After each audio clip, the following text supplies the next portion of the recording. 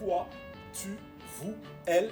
Bonjour, bienvenue sur la chaîne. Ben écoutez, ça fait longtemps qu'on ne s'est eu, donc c'est pour ça qu'il est essentiel pour nous de poursuivre dans l'ensemble de la lancée que nous avons déjà mis en place précédemment. Il s'agissait dans les précédentes plutôt entretiens, de mettre en place dans la dynamique de communication l'ensemble des étapes qui concourent à avoir une communication la plus fluide et la plus efficace que possible. Aujourd'hui, très simplement, nous sommes à l'étape 4, la quatrième des étapes, c'est-à-dire celle de conclusion. Ce qu'il est important de savoir, c'est que tous les éléments que nous avons eus précédemment, l'introduction, la transition, la présentation, avaient pour but de pouvoir mettre en cohérence l'ensemble des fondamentaux permettant d'asseoir une conclusion efficace. Mais conclure, qu'est-ce que c'est? Conclure, c'est pouvoir fermer la vente ou fermer la communication. Elle peut être, de ce fait, positive ou négative. En général, lorsqu'une conclusion n'est pas orientée vers ce que nous souhaitons, on dit souvent qu'on a perdu le contrôle. Donc, fondamentalement, il faut savoir qu'une conclusion, elle doit être effectuée avec beaucoup de force, beaucoup, de pertinence dans vos propos et dans la façon dont vous allez faire en sorte que la porte soit fermée efficacement. Alors, je vais revenir rapidement sur la présentation.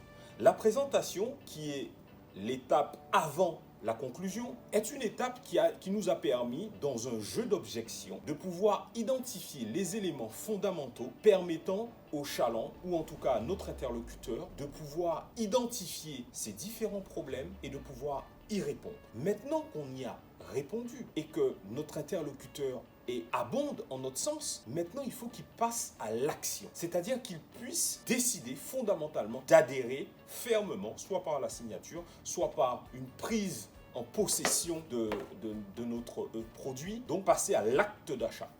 Okay? Pour ce faire, il est essentiel, comme je vous le disais tout à l'heure là, qu'il faut absolument être le plus efficace que possible, le plus pertinent que possible. Et cela passe non pas, comme on l'a vu au début, par une question ouverte, mais par une question fermée. Parce que au début, lorsqu'on pose des questions, il s'agit pour nous de diagnostiquer. Mais à la fin, nous devons faire en sorte que ces étapes accumulées puissent nous permettre effectivement de faire que notre interlocuteur ait un choix, mais un choix dans le oui. Et comment procéder à cela? Très simplement. Par exemple, lorsque vous avez en face de vous un interlocuteur qui, lui, est dans un schéma fonctionnel qui serait de choisir un élément qui a de différentes et de multiples attributs, on est en capacité de lui dire clairement qu'est-ce qu'il préfère, le rouge ou le bleu, le noir ou le blanc. Donc en fait, c'est pas de lui dire est-ce qu'il est intéressé, one question, mais c'est de lui dire simplement, justement, parmi les différents éléments que je t'ai présentés, lequel préfères-tu, le rouge ou le bleu? Et là, lorsqu'il vous dit qu'il préfère le rouge, effectivement, il vient de vous dire oui. Et là, vous êtes en capacité maintenant de conclure avec lui la vente, donc l'achat de ce qu'il aurait identifié être pertinent dans le cadre de la consommation qu'il veut avoir. Pareil, on peut trouver, donc là, il s'agissait de la question fermée.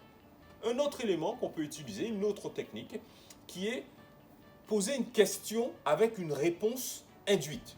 C'est-à-dire, comment nous allons faire? Il ne sait pas comment nous allons faire, mais en posant cette question, en lui disant maintenant comment nous allons faire, là maintenant, on déroule l'ensemble des procédures qui concourent à ce que le client, le chaland ou l'interlocuteur puisse adhérer. Donc, nous allons tout d'abord, comme nous avons fait avec d'autres clients comme vous, remplir les éléments, donc c'est bien vous, le responsable, etc. Donc on lui décrit les procédures. Vous allez être livré jeudi ou vendredi à telle heure et par la suite au niveau de l'utilisation, voilà comment ça va fonctionner. Donc on lui décrit l'ensemble des étapes qui vont concourir à l'acquisition du produit. L'autre élément qui peut arriver et qui arrive très régulièrement en termes d'options, c'est la possibilité aussi de lui poser une question, mais une question aussi fermée, mais dans l'attribut, l'accès au paiement. On lui dit, vous préférez payer cash par virement, donc c'est lui donner un choix, mais un choix dans le paiement. Donc voilà un petit peu tous les éléments que je voulais voir avec vous sous cette phase de conclusion. La conclusion, elle doit être pertinente, parce que c'est le moment d'être fort. C'est le moment, quand le client a adhéré à vos idées, de pouvoir mettre en avant une maîtrise qui concourent à ce que la prise de décision soit induite à la communication préalable que vous avez eue. Ne laissez pas de temps mort, laissez les éléments simplement s'effectuer dans le fil de l'eau avec des éléments et des fermetures qui sont en adaptation avec le chaland. Je vous remercie de m'avoir écouté. N'hésitez pas à vous abonner ou à laisser vos commentaires. Et à la prochaine sur ma chaîne. Au revoir.